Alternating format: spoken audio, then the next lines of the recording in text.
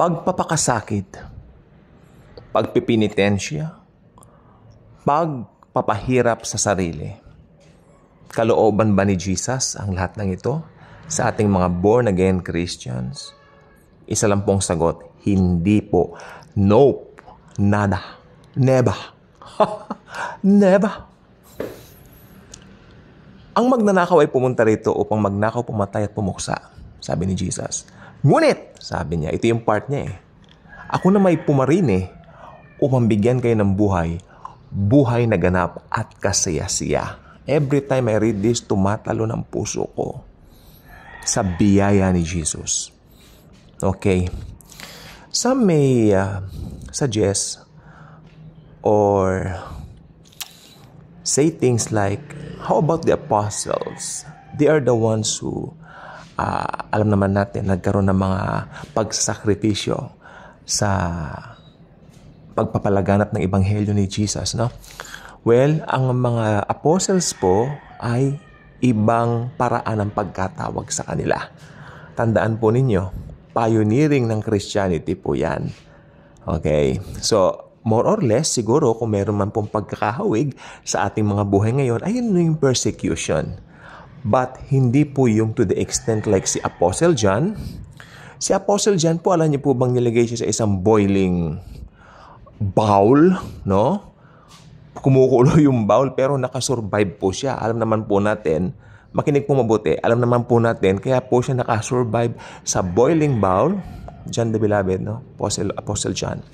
Siya po ay naka-survive sa boiling bowl dahil may plano pa si Jesus sa kanya na si John ay ipapatapon nga po sa Patmos, wherein the book of Revelation will be written by him. Through him, because ang book of Revelation galing kay Jesus Christ, gagamitin niya si John to write it. So, this is kind of insulting, no? Iniinsulto natin ang Panginoong Jesus kung sasabihin natin, kailangan mahirapan din kami tulad ni John. Kung gusto mo, ikaw na lang, ayoko. Diba? Ayoko nga. Sabi nga ni Jesus, bibigyan tayo ng buhay na ganap at kasiyasiya. Wherein, yung mga ganyan po kasi, maling kaisipan. No? May favor ka ni Lord. May favor ka ni Lord. Yung paraan ng pagkatawag kay John, yun po ang paraan ng sa kanya. Tandaan po ninyo si John po, kapantay din nating believer, kapantay din natin ng anointing kung tutuusin. But iba yung paggamit sa kanila dahil pioneering po sila. Okay, take the case of Paul. Si Paul, dati po siyang nagpe-persecute ng mga Christians. Alam naman natin yan, right? Right. Pero, nung siya po ay papunta ng Damascus upang puksain ng ibang Kristiyano roon, ang Panginoong Jesucristo nagpakita sa kanya doon sa daan patungong Damasco. Nabulag siya at hindi siya nakakita ng ilang araw. At may isang man ng pangalan Ananias, no? Puntahan mo ka ni Jesus. Kasi balik tayo sa story, Saulo pa noon, papunta ng Damascus para i-persecute o patayin ng mga Kristiyano. Habang daan, nagpakita si Jesus sa kanya. Ganda, di ba? Along the way, nakita niya ang Panginoon. Saulo, who are you, Lord? Sabi niya. Sino ka? Panginoon? Ayun. Nakita niya si Lord. Ako si Jesus na yung pinipersecute. Hala! Bumangon ka. Pero nabulag siya. Pumunta ka sa isang lugar na daang maganda. Beautiful way. Sabi niya. Tandaan niyo yung mga, pananalitang ganito Maganda po yan. Dahil meron pong ibig sabihin ang bawat salita sa Biblia. Pumunta ka roon, may lalaki doon ang pangalan Ananias, at ako'y mag-a-appear sa kanya para puntahan ka. O nagpunta naman si Jesus kay Ananias.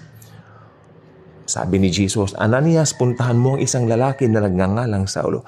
The moment na nabanggit ni Jesus kay Ananias yung salitang Saulo, Panginoon, sabi niya, pinipersecute po niya yung mga followers niyo. Ang ganda lang sinabi ni Jesus, Ananias, sabi niya, huminahon ka.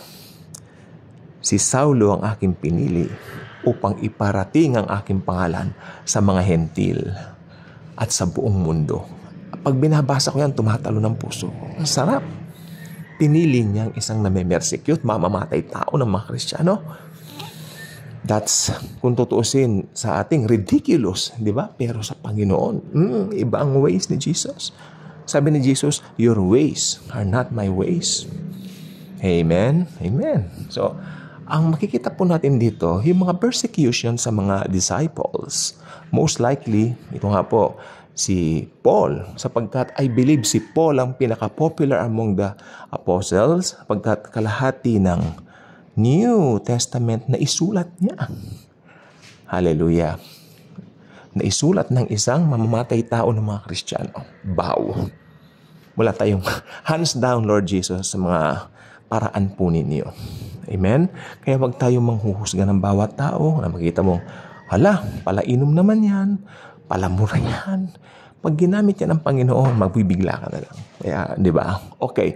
Doon naman po sa pinaka-topic natin, nararapat bang maranasan ng bawat Kristiyano ang ganyang mga klaseng persecutions? No, not necessarily. Ang pinaka-persecutions that we can experience, tulad na experience namin, ako ilang beses na po kami po ay sinisigawan, pinapaalis sa mga bahay-bahay, pupunta namin, uwi na kayo, something like that. Tapos pinagtatawanan, tapos pinagtataguan. So in the name of Jesus, we are happy na ma-persecute. In that way, di ba? Hindi naman yung the point na, hindi naman papabayaan ni Lord, gano'n, na pasaktan kayo. Hindi naman, mahal niya tayo Di ba? So, I think mabakbak na sa isip natin yung mga maling kaisipan regarding persecution is glorifying the Lord. Yeah, sila Paul, maybe. Pero tayo, iba yung sa atin. Iba-iba po ang paraan ng Panginoon for us to be used to the glory of His name. Very different from them. Tandaan nyo, pioneering sila.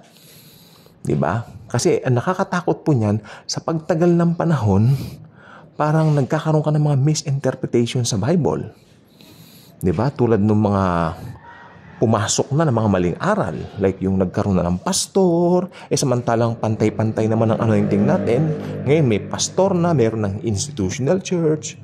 Ngayon, yung mga believers na tinatawag na beloved of the Lord, gagawin mo lang members, spectators. No. Ang church po ay house church o gathering.